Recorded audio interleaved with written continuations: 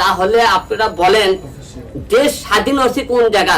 তাহলে আমি যে বলছিলাম এক স্বৈরাচার কাছে আরেক স্বৈরাচার আসতেছে আমাদের দেশে, আপনি এই জায়গাটা খুলে গত 5 তারিখে হওয়ার পরে, আন্দোলন হওয়ার পরে থেকে সারা বাংলাদেশে যে লুটপাট, যে ছিনতাই, সব বিএনপির লোক করতেছে। আপনারা দেখবেন অনেক জায়গা আওয়ামী লীগের লোক বিএনপি হয়ে গেছে, যোগ দিচ্ছে।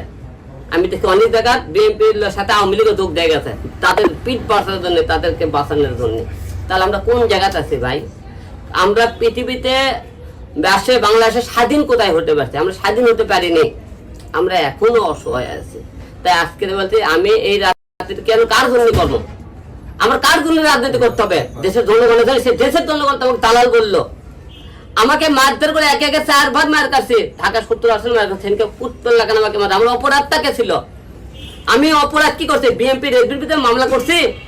বিএনপি রেজবি সেই তখন সেই টাইমে দখলবেন কথা অর্ধ অশিক্ষিত পাগল, আমি পাগল বলে অর্ধ অশিক্ষিত বলছে, তাদের বিরুদ্ধে কথা বলা যাবে না, মামলা করা যাবে না। আমি করছি সেটাকে আমাকে আমরা অপরাধ হয়েছিল। আপনারা বলেন বিএনপির কোন একটা নেতা গালেছে? একটা ক্লিপ দেখাই না আমাকে। আওয়ামী লীগের কোন নেতা গালেছে? আপনারা ক্লিপ দেখবেন। তাহলে আপনারা এই জিনিসটা বলবেন আমি কোন, আমার অপরাধটা কোন জায়গা। তাই আপনাদের সবাইকে বলতেছি আমি এই বিএনপির রাজনীতি যেকোনো জায়গা মানুষ আজ থেকে হিরোল বন্যার্থের মধ্যে মানুষ যাতে বন্যার্থের মধ্যে হিরোল মানুষ আর দাঁড়াবে না। আমার সামনে কেউ মারা গেলে আমি চাই থেকে দেখবো। কারণ কি জানেন, আমাকে যতবার মারছেন বিএনপি সেনকে যতক্ষণ মারছে পুলিশ ছিল, ওটি পুলিশ কিন্তু উপর থেকে আমাকে মারা মেয়ে দেখছে। ওটি আদালতের পাওয়ানে নিচে 400-500 লোক দাঁড়িয়ে দাঁড়িয়ে দেখছে। যে দেশে 8-10 জন ছেলে পেলে আমাকে কুতলা প্যাটের মতো মারে, মানুষ আগতে আসে না, সেই দেশে মানুষের জন্য আর উপকার করার দরকার নাই। আমার রক্ত গামলা টাকা নিয়ে মানুষের উন্নতির পাশে দাঁড়ানোর দরকার নাই। আমি দাঁড়াতে চাই না কারো বিদ্যার, কেউ মনেও আমি আর দেখবো না আমার সামনে। কারণ কি জানেন, এখন আমার মরে গেলে আমার পরিবার একটু ভাত পাবে না, আমার তো বৌসল না খেয়ে থাকবে। তাহলে আমি তাদেরকে দেখবো, মানুষও দেখবো কেন? প্রতিবাদ করার দরকার নাই। কারণ এই রাজনীতি একতরফা। যখন আপনি বিএনপি ক্ষমতা, বিএনপি রাজত্ব, আওয়ামী লীগ ক্ষমতার রাজত্ব ক্ষমতা, জনসাধারণের কোনো মূল্য নাই। আমরা মূল্যায়ন পাইনি, ভবিষ্যতে পাবো না। এই জন্য আজকে বললাম, আপনাকে ডাকছে, আমি এই রাজনীতি ছেড়ে দিলাম।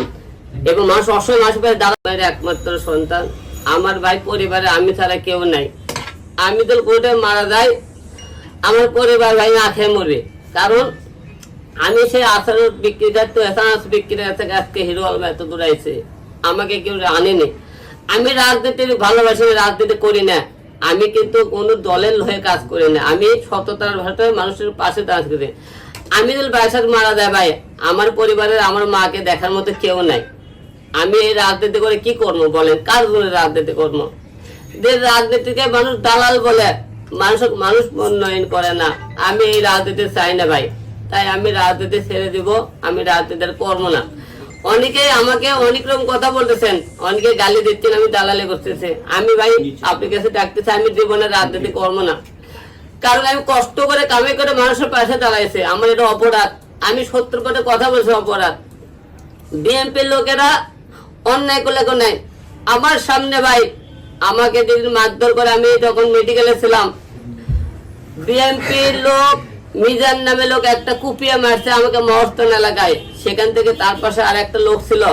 দেখেন বিভিন্ন জায়গা বিএনপি যখন ক্ষমতা করলো, মাছের বাজার, তারপরে মনে করেন রাস্তার স্ক্র্যাপ থেকে বিভিন্ন জায়গায় সেই চাঁদা জোর করে গেছে। আজকে বিএনপি চলে যাওয়ার পরে সেই জায়গাগুলো তারা দখল করছে। মাছের বাজার আওয়ামী লীগ চলে যাওয়ার আওয়ামী লীগ চলে যাওয়ার পরে বিএনপি সেই আমাকে মাছের বাজার, ফুটপাতের জায়গা, তারপরে যার যে বিল্ডিং ছিল মুখে আওয়ামী লীগ দিলে সেগুলো তারা দখল করছে।